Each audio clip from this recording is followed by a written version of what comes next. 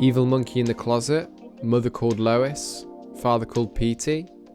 Is it just me, or does it seem like Osgood Perkins fell asleep during an episode of Family Guy and then made it into a film? Thank God I finally get some time away from the evil monkey in my closet.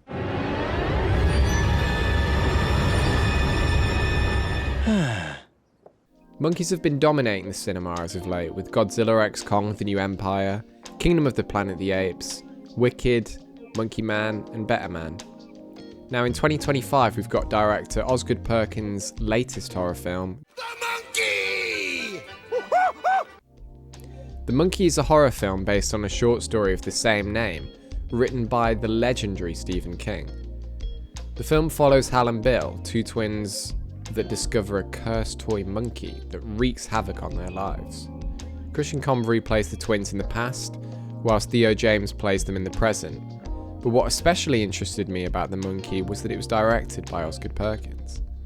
Even before joining the film industry, Perkins always had horror in his blood, being the son of iconic actor Anthony Perkins, who played Norman Bates in Hitchcock's 1960 classic Psycho.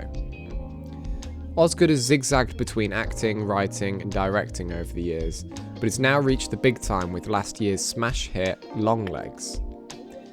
Now he looks to make a killing with The Monkey, re-establishing Perkins as a household name once again. Despite the general consensus online, I actually really enjoyed the film. It was funny, gory, and surprisingly quite self-aware. You get the vibe that it knows what it's going for. A not-so-serious horror with a lot of cheesy but hilarious lines.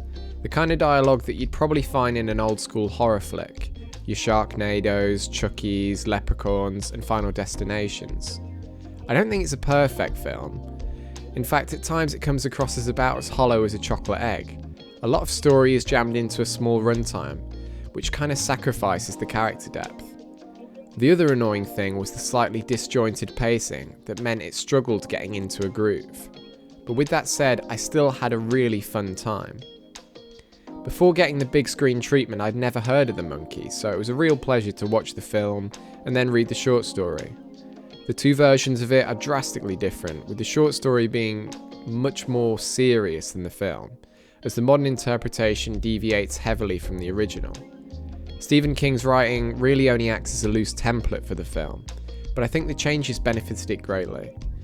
Over-the-top deaths, silly dialogue, and a tone that swerves between scary to hilarious in a heartbeat. It all makes it more entertaining and bombastic. I know Stephen King is prolific when it comes to crafting jaw-dropping horror, but from what I know, The Monkey wasn't one of his huge hits, so it's a nice surprise to see someone adapt his already intriguing story with their own flair mixed in. If you like the idea of Death Note but wanted more laughs, then The Monkey's the film for you. So yeah, I'd probably give it a 7 out of 10. Thanks for watching, now go read and watch The Monkey for yourself and see what you think. I've been Never Hold Back Reviews, and if you like this, see what you think of my other videos and consider subscribing. Bye!